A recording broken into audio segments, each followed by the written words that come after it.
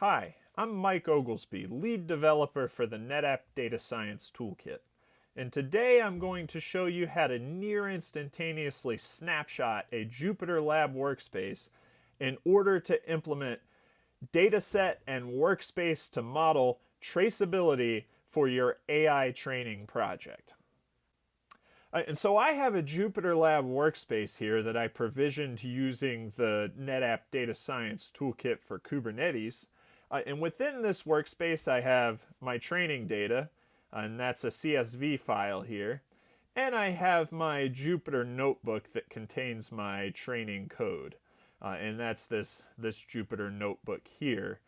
And let's say my training code is committing a trained model back to an experiment tracking tool or model repo, such as something like MLflow, for example.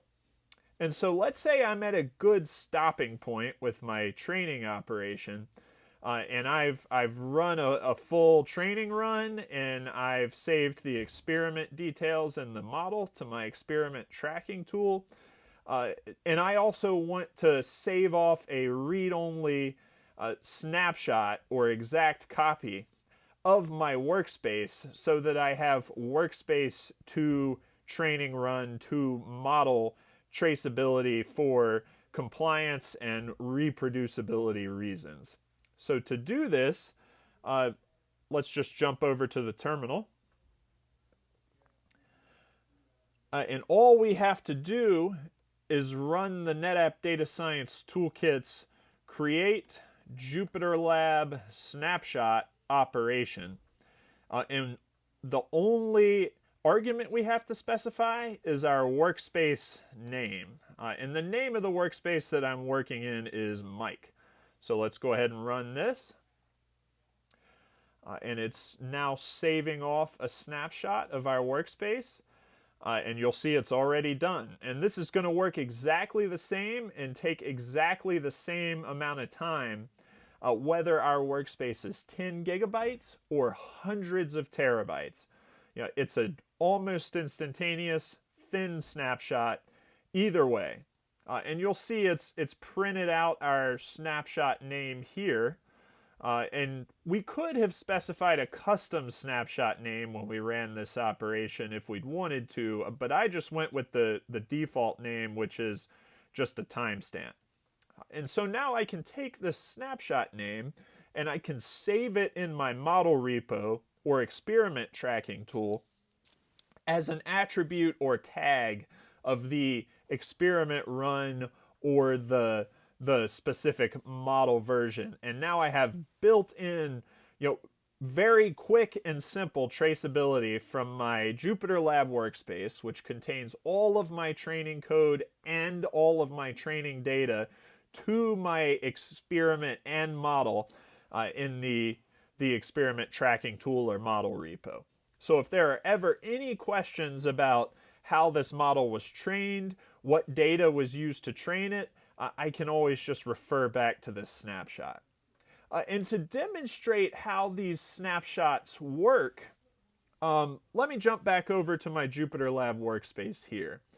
And I'm gonna modify something in this workspace. So let's actually just delete my Jupyter notebook just for the purposes of this demo.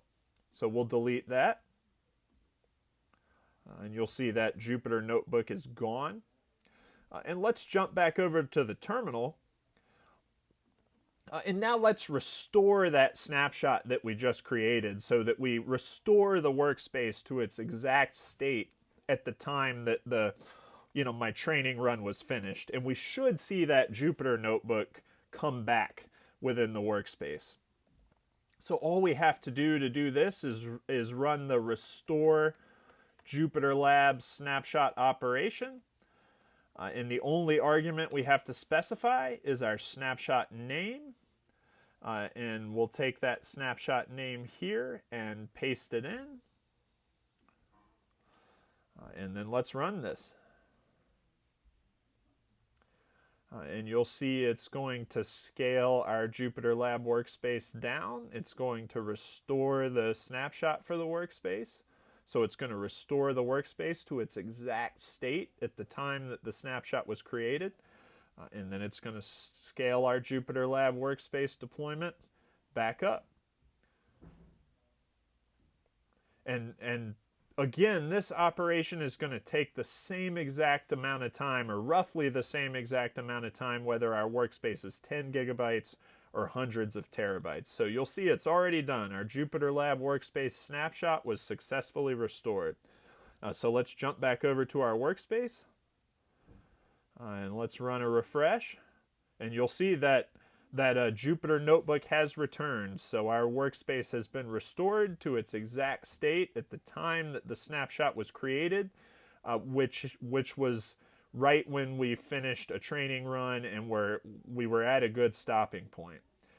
And so it is that simple to implement dataset and workspace to experiment run and dataset or workspace to model traceability using the NetApp Data Science Toolkit for Kubernetes.